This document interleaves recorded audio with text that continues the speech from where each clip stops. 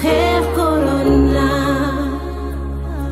leneen waroon na unir àdduna te du doon corona amba corona nañu xeex corona leneen waroon na unir àdduna te du doon corona doon na ku yaakaar doon ko xaar li xew Dakar li xew Qatar te du doon naka bu ñépp yu kuy walloo ñu ko jéem a songandoo mën ko daanandoo amba corona nañu xeex corona tous on se bat contre corona amandoo benn combat corona nañuy raxas loxo yi nañu xeex corona leneen waroon na sa yaram lu ci war si du dindi 800 00 50 50. ami internaute du centre de santé Anéne Mbaye Derneville bu Wakam tey ñu ngi leen di nuyu di leen dalal fi nga xam ne mooy centre de santé Anéne Mbaye Derneville tey nag ni ngeen ko gisee rek le maire de la commune de Wakam nekk aussi le président du conseil de direction nekk monsieur Samba Bathily Diallo moo ñëw tey fii si biir centre de santé Anéne Mbaye Derneville di def rek li nga xam ne moom mooy ñàkku nag si li nga xam ne mooy vaccin wu Covid 19 donc nag ñuy bàyyi rek population bi ñu seetaan loolu. amba corona nañu xeex corona leneen waroon na unir àdduna te du doon corona amba corona nañu xeex corona leneen waroon na unir àdduna te du doon corona amba corona nañu xeex corona leneen waroon na unir àdduna te du doon corona doon na ku yaakaar doon ko xaar li xew Dakar li xew Qatar te du doon naka bu ñépp yu kuy walloo ñu ko jéem a songandoo mën ko daanandoo. Et on vous remercie d'avoir bien voulu présider cette cérémonie de lancement de la vaccination contre la Covid-19 des agents de santé de Wakam. Parce que le site a été considéré comme un site de vaccination donc, pour les agents de santé au niveau de Wakam. Donc là, on vous remercie d'avoir donc bien voulu présider cette cérémonie. Une cérémonie qu'on a voulu vraiment sobre et passer à l'essentiel sur les conditions quand même sanitaires et le respect de la distanciation physique qu'on doit respecter en tout cas. Donc vous le savez tous, à l'instar des pays du monde, chaque pays, chaque continent est touché par cette pandémie de la Covid-19. Donc au niveau du Sénégal, on a eu une première vague.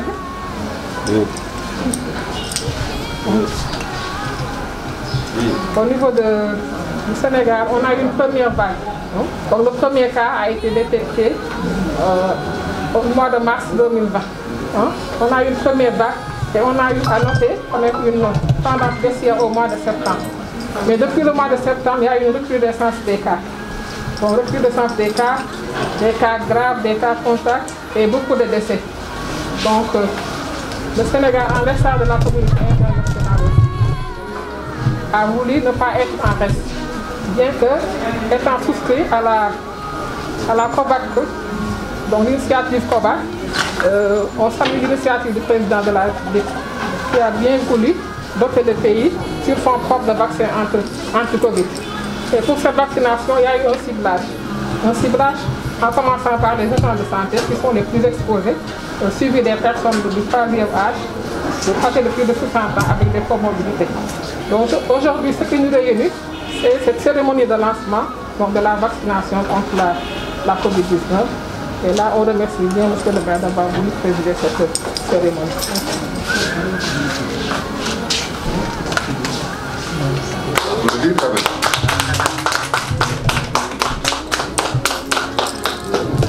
Merci beaucoup, Madame la chef du centre de santé de Ouakam. Nous avoir informé à temps, je sais que le travail était très difficile. Parce que hier, jusqu'à un peu vers 18h, vous n'étiez pas encore prêt pour tous les préparatifs. Tout s'est fait d'une manière très rapide et à féliciter. Cela veut dire que les dispositifs mis sur pied par l'État du Sénégal, à savoir par son Excellence le Président de la République, fonctionnent bien. Les doses ont été réceptionnées il n'y a pas très longtemps et déjà le ciblage a été déjà fait et nous sommes en train de faire le travail. Hier, le ministre de la Santé a donné le temps en recevant le premier vaccin, donc très normal que nous aussi, au niveau de nos collectivités respectives, on fasse de même pour pousser les populations à se vacciner. Parce que sans la vaccination, le monde n'aura pas la possibilité d'éradiquer cette pandémie. Cette pandémie est en train de nuire tous les efforts que nos pauvres États sont en train de faire. Vous savez que du point de vue économique, ça ne fonctionne plus. Les gens ne voyagent pas, il y a des restrictions, etc. Et que plus que la pandémie tire, plus les gens vont se lasser parce que l'être humain est né avec une certaine indépendance.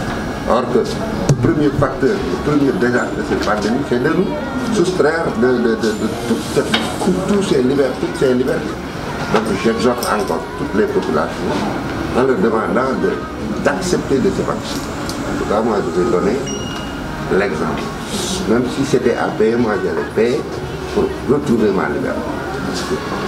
Sous peu, il y aura beaucoup de restrictions. Les gens qui n'auront pas de carte de vaccination ne pourront pas circuler à travers le monde.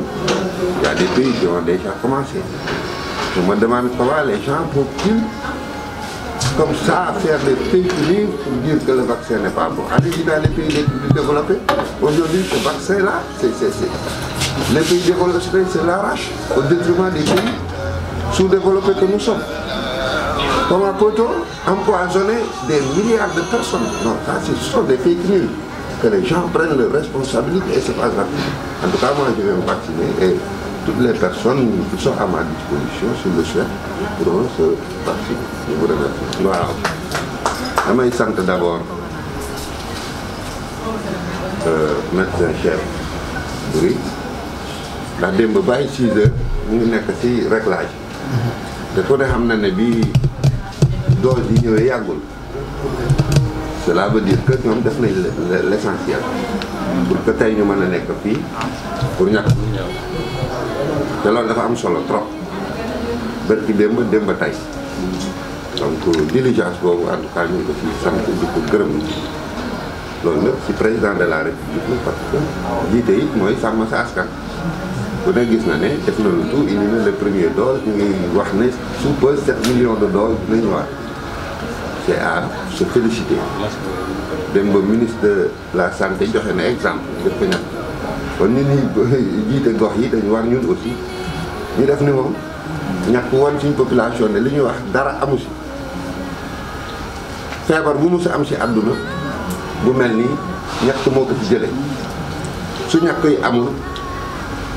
feebar bi du fi jox feebar bi nag wàlle bi dafa gaaw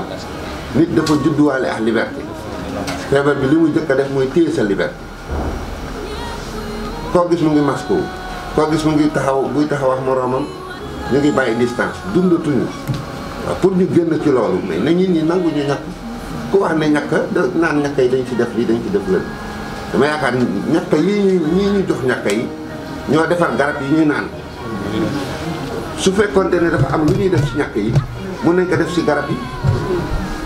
boo ñëwee ci hôpital médecin bi da lay bindal rek nga dem nga jëli noonu ngay amee foi ci loolu mun a bindal noonu nga war a am foi ci vaccin bi ñu la jox te des na tuuti àdduna bi ku amul ku vacciné wul lu bëri dootoo ko mën kon nañ sant yàlla bi président Macky Sall demee uti vaccin indil ndax Afrique nag ñi am vaccin bëriwul bokk nañ ci te ñu ñuy wax ni 7 millions mu ngi ñëw ne leen ñàkku man naa ñàkku ku ma déggal di nga ñàkk ku ma déggal au moins yow nga wér na ne yow dootoo wàlle boobu ku feebarul doo wàlle donc na ñëpp nañ ko vraiment maa ngi ñaan surtout la presse locale OTV ñëpp ñi fi nekk la surtout la presse locale donc TV et cetera nañu communiquer ci loolu pour que ñun au niveau de Ouakam ñu battre le record de vaccination au niveau du département de Dakar suñ ko battre fii on va le battre sur l'ensemble du territoire sénégalais donc maa ngi leen di sant di leen. Amba corona nañu xeex corona leneen waroon na unir àdduna te du doon corona. Amba corona nañu xeex corona leneen waroon na unir àdduna te du doon corona. Amba corona nañu xeex corona leneen waroon na unir àdduna te du doon corona. Doon naa ku yaakaar doon ko xaar li xew Dakar li xew Qatar te du doon naka bu ñépp yu kuy walloo ñu ko jéem a songandoo mën ko daanandoo. Amba corona nañu xeex corona. mooy lii ñu def ma def ko docteur Boury def ko personnel de santé bi ñu ngi nii di ko def mooy wan nit yi ne vacciné wu nañ comme toujours dañuy wax yéen kilifa yi njëkk a leen vacciné wu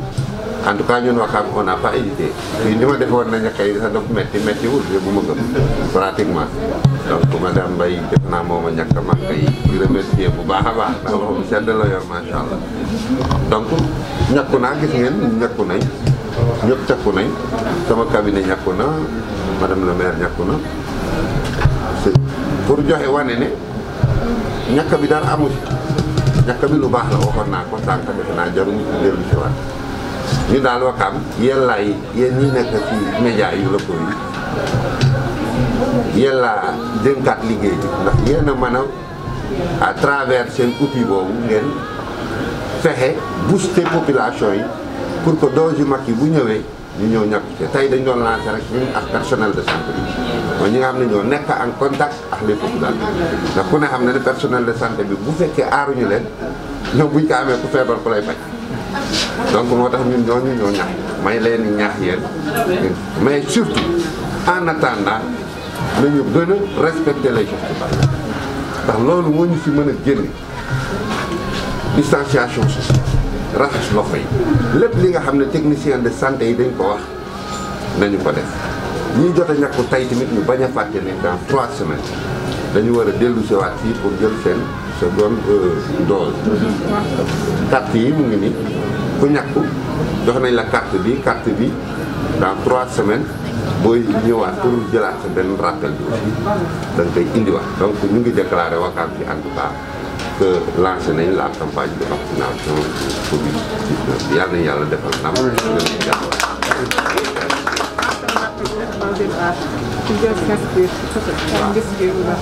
docteur ak may wax léegi ne y a une liste qui est ouverte pour les personnes du 3e âge parce que dafa am ciblage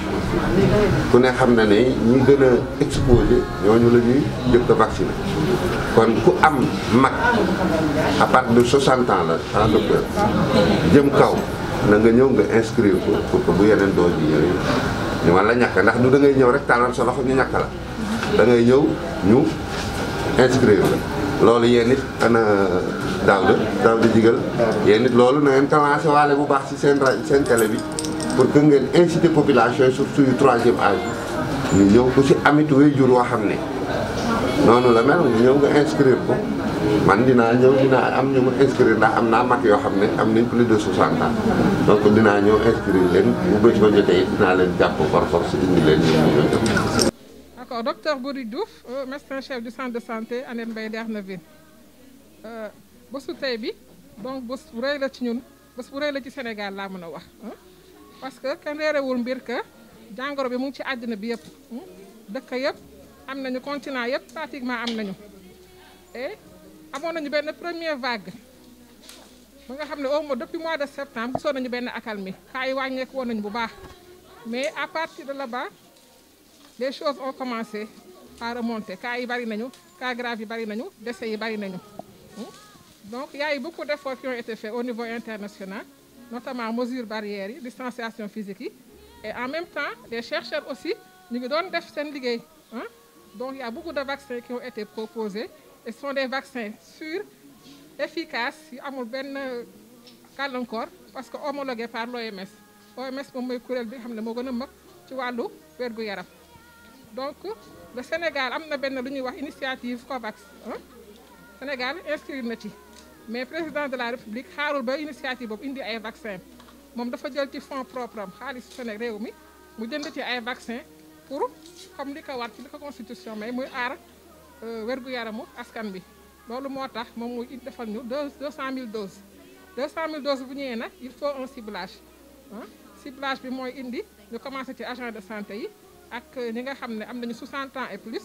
boole yeneen jàngoro yi parce que li ñu gis mooy que jàngoro bi dafay faat te mu ngi faat ñi nga xam ne ñoo am ñi mu gën a faat mooy ñu am 60 ans et plus et ñu amaat yeneen doomu am yeneen jàngoro yu ñu àndal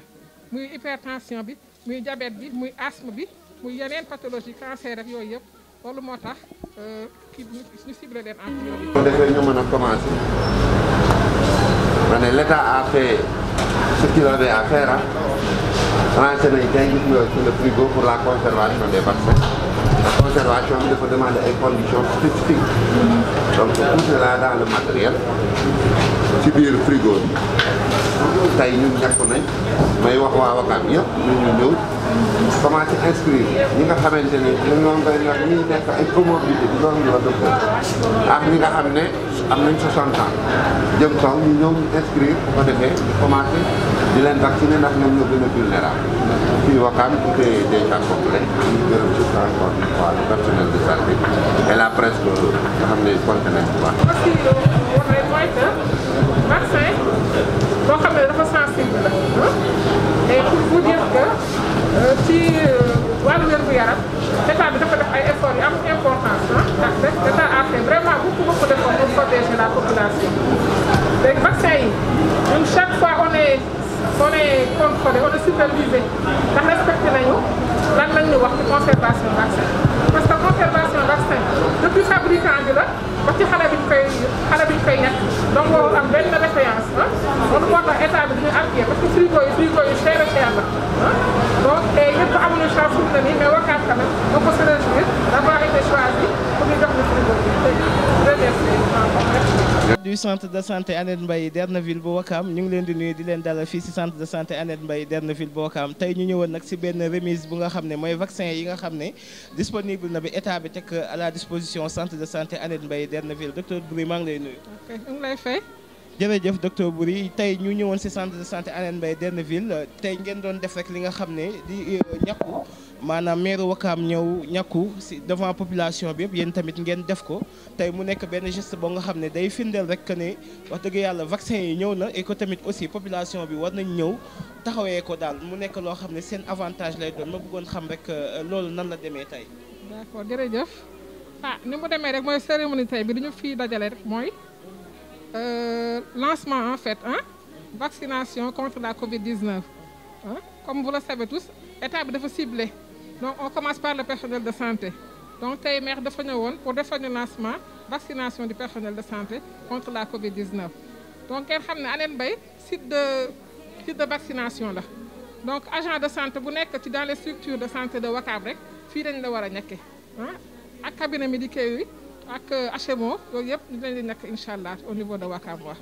est-ce que dafa am benn tranche d'âge bu nga xam ne à part personnel de santé yi ñi njëkk a jot dose yi ndax dafa am benn tranche d'âge bu nga xam ne da ngeen ko ciblé. d'accord waaw en fait bu ñu ciblé mooy premièrement personnel de santé ñun xam nga ñun ñoo nekk en contact ak malade yi donc ñun bu ñu feebaree malade yi dinañ am problème ndax dañu am ku leen faj à part ñun dañu seetlu ne mbas bi mu ngi rey di gën a am 60 ans et plus te souvent 60 ans et plus da ngay amaat yeneen doomu jàngoro yooyu àndal muy diabète hypertension ak cardiopathie ak problème rénal yëpp loolu moo tax bu ñu paree personnel de santé bi ñu ngi ciblé ñu ngi am 60 ans et plus et ñu am ay comorbidité mooy amaat yeneen jàngoro ak seen yaram. jërëjëf docteur Boury beneen question bi rek li ma bëggoon laaj mooy maanaam tey ñeneen ñi nga xam ne bon ciblé gu ñu leen waxaguñu leen pour ñu ñëw mais nan la ñuy def pour ñëw inscrire ci centre bi pour incha allah bu seen vaccin yi disponible ñu mën a ñëw. donc lu ñu mën a wax daal pour le moment lu ñu ciblé gu mooy loolu mais au fur et à mesure état bi wax na ko bëgg na avant 2022 mu ñàkk population bi yëpp donc au fur et à mesure dinañ communiquer en fait par rapport au ciblage des personnes pour la fii. et que dose yi ñaata dose ñaari dose la boo ñàkkoo tey di nga toog 3 semaines muy ñetti semaines pour nga ñëwaat jël sa beneen dose donc ku ñu ñàkk rek ñu ngi ñaan nga garder sa carnet de santé carte bi ñu lay jox carte de vaccination pour nga indi ko nga faciliter ñu peut-être recherche bi pour ñu mën la inscrire. jërëjëf docteur Boury merci beaucoup. amba corona nañu xeex corona leneen waroon na unir àdduna te du doon corona amba corona